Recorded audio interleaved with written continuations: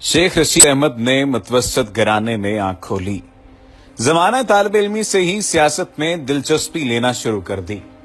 तहरीके निजाम मुस्तफा में कैदोबंद की सोबतें बर्दाश्त की, लेकिन जब इस गरीब जादे के हाथ इक़्तिदार आया तो इसने भी अयाशियों के वो सब रिकॉर्ड तोड़ डाले जो उन लोगों ने कायम किए थे, दौलत जिनके घर की लौंडी थी।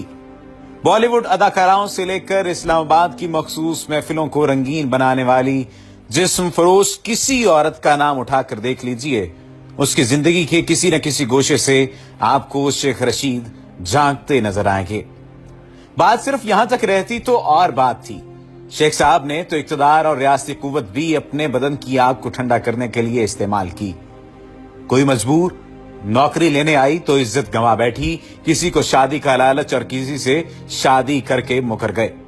कहने को तो शेख रशीद भी सदाबहार सियासी कमारों में शामिल हैं, लेकिन शहनाज बेगम ने खुद को शेख रशीद की बीवी कहकर उनकी असलियत बेनकाब कर दी। शहनाज बेगम का कहना है कि उन्होंने मई 1996 में शरीयत मोहम्मदी और इस्लामी कवानीन के मुताबिक शेख रशीद अहमद से अमेरिका में निकाह किया, जो बाकायदा रजिस्टर किया गया।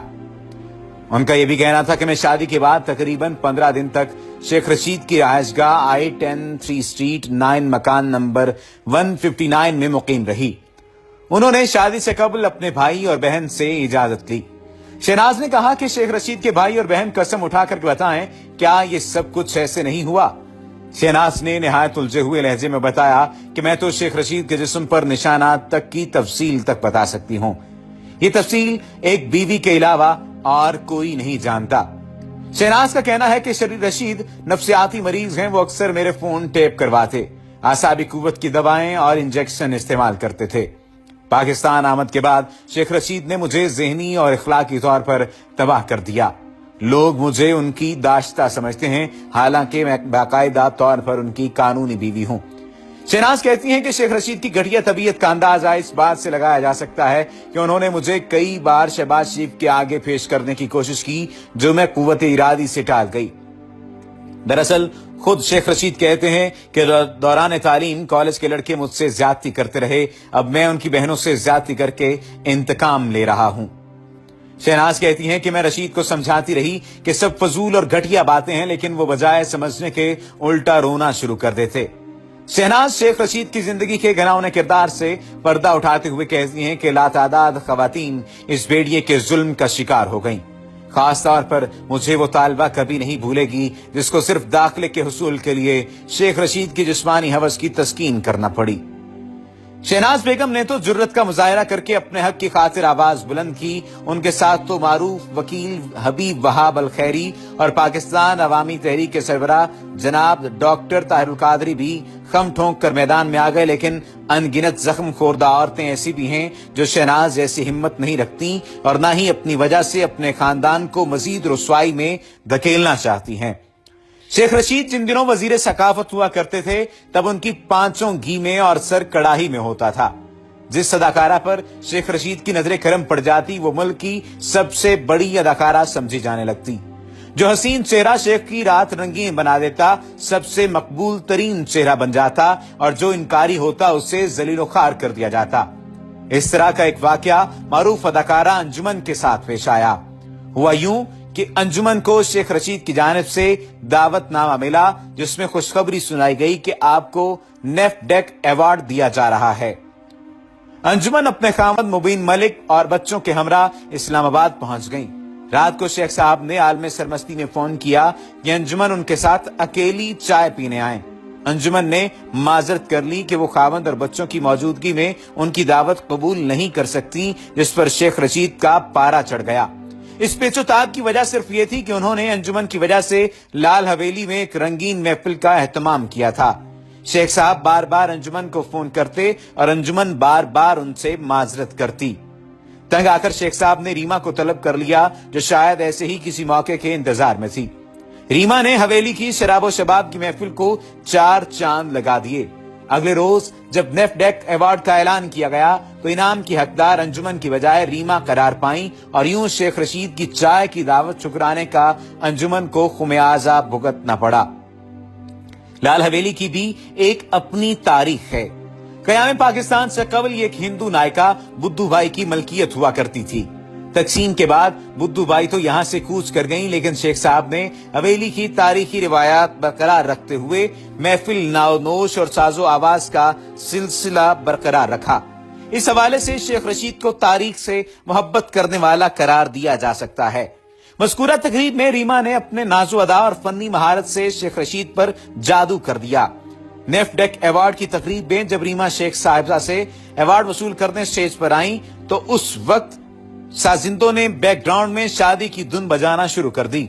अल्लाह जन्नत नसीब करे दिलदार परवेज भट्टी मरहूम को, जो प्रोग्राम को कंडक्ट कर रहे थे। मौका की नजाकत को बांटते हुए ये गिरा लगाकर बात चुटकियों में उड़ा दी कि शेख साहब बुरा न मनाइएगा, ये साजिंदे भी एजेंसियों के कारिंदे हैं।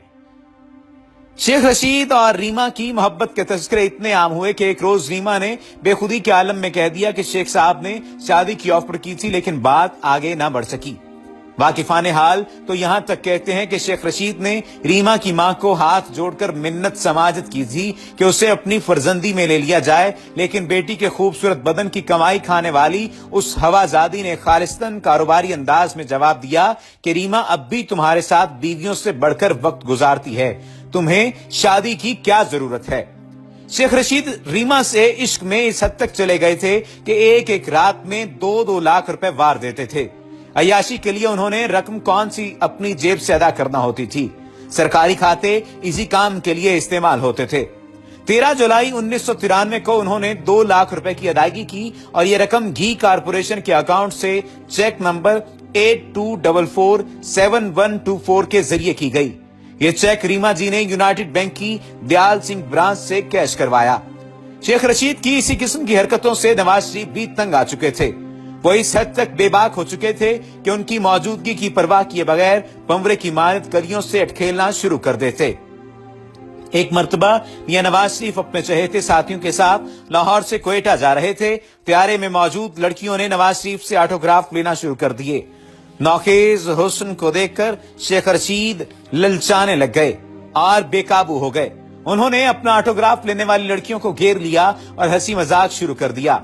हर लड़की के पास जाते, उससे अपना टेलीफोन नंबर देते। लड़कियों ने जवाबन उन्हें सख्त सुस्त कहा और उन्हें रीमा तक महदूद रहने की हिदायत की।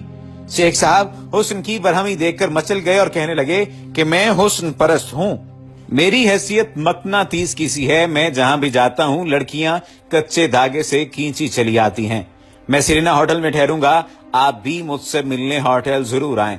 लड़कियों ने बमुश्किल उनसे जान छुड़ाई तो शेख साहब अब्दुल सत्तार लारेका को कहने लगे कि मियां देख लेना, ये सुबह मुझे मिलने जरूर होटल आएंगी। ये सारा तमाशा मियां नवाज शरीफ की मौजूदगी में होता रहा, लेकिन उन्होंने इस मौके पर शेख साहब को कोई सरजनश नहीं की, बल्कि मुस्कुराकर टालते रहे। आज शेख रशीद नौरीन और उस जैसी बेशुमार मासूम इज्जतों का लुटेरे बनकर मुआशरे के सामने मौजूद हैं। एक वक्त तो ऐसा भी था जब 26 दिसंबर 1995 को शेख रशीद साहब ने एक मोहब्बतनामा शहनाज बेगम के नाम लिखा और उन्हें कहा कि अच्छी शानो सलामत रहो। आज का दिन बहुत ही अजीब गुजरा। शायद पिंडी मुस्तकिल हो जाए, लेकिन ऐसा नहीं हुआ, शायद किल ले जाएंगे। कहने लगे वैसे भी एक जेल और एक कमरे में बंद रह रहकर दिल उकता गया है और जेल में इंतहाई सख्ती हो चुकी है। ऐसे आलम में पिंडी का चक्कर लगा लेने से थोड़ी सी हवाखोरी हो जाएगी। कितने दिनों से सोच रहा था कि बड्ढे वाली जमीन खरीदनी है और तुम्हारे पास तुम्हारे शायाने शान मकान बनाना है, लेकिन उस कमबख्त का फ्लैट बनाने का सोचकर प्रोग्राम धरे का धरा रह गया। चलो कुछ नहीं होता, फॉर्म पर चले जाएंगे और इंशाल्लाह एक अच्छी और शरीफाना जिंदगी गुजारेंगे। तुम्हारी दुआओं का तलबगार शेखू। दूसरे लफ्जों में यह भी कहा जा सकता है कि शेख रशीद जब किसी को खत लिखा करते थे तो शेखू तहरीर किया करते थे। बहावलपुर जेल से उन्होंने एक खत लिखा जिसमें उन्होंने कहा कि जाने मन, आज ईद पढ़ने की तो इजाजत नहीं, लेकिन आपको ईद मुबारक कहने का मौका है। एक जरा सब्र कि अब जब्र के दिन थोड़े हैं, फकत तुम्हारा शेखू। इसके अलावा बहुत सारी ऐसी दस्तावेजात भी मिली हैं जिनसे ये वाज़े तौर पर मालूम होता है कि शहनाज बेगम की शादी शेख रशीद से हुई थी, जिसमें एक ऐसा निकाह नामा भी मौजूद है जिस पर निकाह की जो तारीख दर्ज की गई है वो 9 मई 1991 की है। अब आप इस बात से अंदाजा लगा लीजिए कि शेख साहब ने किस कदर रंगीन जिंदगी गुजारी है। उम्मीद है कि ये तमाम तर हकायक आपको पसंद आए होंगे और इन तमाम तर हकायक से शेख रशीद साहब भी बजाते खुद इनकार नहीं करेंगे। अगर आपने अभी तक हमारे चैनल को सब्सक्राइब नहीं किया तो सब्सक्रिप्शन का बटन दबाकर सब्सक्राइब कर लीजिए, और अगर आप इस किस्म के हकायक के बारे में, किसी शख्सियत के बारे में जानते हैं तो भी हमें आगाह कीजिए, और अगर आप शेख रशीद साहब के बारे में जानते हैं तो कमेंट्स में आप हमें बता सकते हैं। उम्मीद है कि आप अपने सियासतदानों का ख्याल रखेंगे और उनकी किसी भी ऐसी आदत को देखकर उन्हें रोकेंगे कि वो अपनी तमाम तर हरकत व सकनात से बाज आ जाएं कि अब मुल्क और कौम जाग चुकी है।